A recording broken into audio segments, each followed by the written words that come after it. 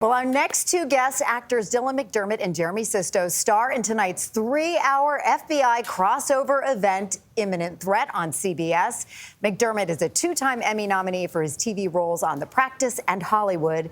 Sisto starred in the Emmy-winning series 6 Feet Under and the classic film Clueless. Well, now McDermott plays supervisory special agent Remy Scott in FBI Most Wanted, and Sisto stars as assistant special agent in charge Jubal Valentine in FBI. And in tonight's crossover event, their teams, along with FBI International, join forces when an American citizen's abduction in Rome is connected to an international terror plot in New York City. Here's a preview.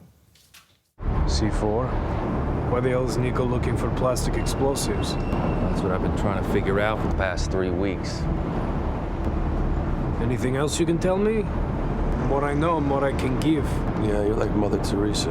All you do is give. We think Nico's working with some serious people from Belarus and their military. That means the people they're working with over here are serious. So back in New York, we got someone working undercover, Agent Scola, and he's trying to pin down a foreign buyer who's looking to acquire industrial-grade explosives. Okay, and you two are here in person, so you must think this is an imminent threat. Could be weeks, could be days, but yeah, someone wants to hit New York.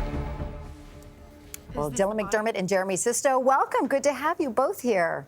Thanks for having us. Yeah, so Dylan, this is your very first FBI crossover event. What was it like being a part of this? I mean, what an exciting 3 hours. 3 hours, Yeah, 3 shows, a movie. 3 teams. It feels that way. Yeah. So I think tonight, just lock it in on CBS, 8 o'clock, and go to 11, and you're going to be in for a thrill ride. Yeah. That's right. Jeremy, you said that this is your James Bond moment because your character travels to Rome after an American was kidnapped. Why is this your James Bond?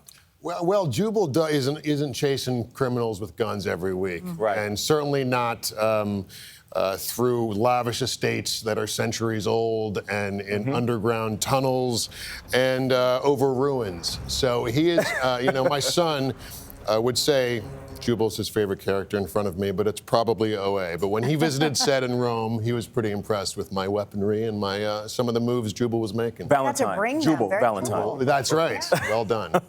So, Dylan, you posted a video of you running with a dummy. Right. Why, A, were you running with a dummy? And B, is that important to keep it light, keep it fun?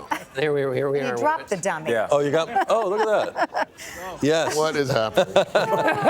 I was doing, I had to carry a security guard, so they gave me a dummy to carry initially to see what it was like. But then I always make jokes on set and write my own jokes for the show, and I think it's important because it's such a heavy subject matter we're dealing with, the most heinous criminals, that I think it's, you have to offset it. And explain how the teams work together, because this is an international case, an abduction, and how it brings it all back to a threat of terrorism, possibly in New York. Yeah. Well, I mean, I think really it all led up to this episode tonight. This is really using the concept of this show in the greatest form. We have an international team.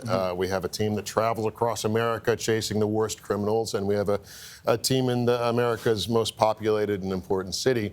And that leads to a sprawling story that our Rick Eade, our showrunner, who broke the story, and Dick Wolf and all the team were very thoughtful in how to make this episode emotional, engaging, exciting, and just really live up to the promise of the show. I'm always fascinated by these types of shows because you can watch an episode and it seems as if it's pulled from the headlines. And then you can watch another episode, it's almost like it's predicting the headlines. It is. What is it like to work on a show like that? You mentioned emotional, and sometimes these topics can be heavy. Dylan, for you, you've been in this business a long time, both of you have, but what is it like when you're doing a show and you see maybe these storylines mimicked throughout our country? Yeah, I mean, honestly, it's sad because it is so much of what's happening in the world today. There's a lot of bad things out there, unfortunately, and this show does predict what is next or what happened, or it is dark, unfortunately. And New York is also a big part of this tonight's show. Yeah. So, I think the world's in struggle. In many ways. And a show like this, I think why people love it so much is because at the end of it, there is some kind of resolution. Right. And in life, there's not always resolution. You know, so you feel satisfied knowing that we're going to catch the bad guy. Well Jeremy, said. do you have those kind of conversations with your son? You mentioned you watch it with your son. How old is he? And do you talk about those kinds of issues that Dylan's talking about, or do you talk about the acting, or what's it like, that experience? Certainly. Well, I think one of the talents Dick and his team have with most of his shows is to bring up very important and controversial topics without necessarily taking a side. You know, walking away before he arrives at anything. And on our show, the FBI, you know, we're dramatizing their true objectives, which are to save American lives, predict threats.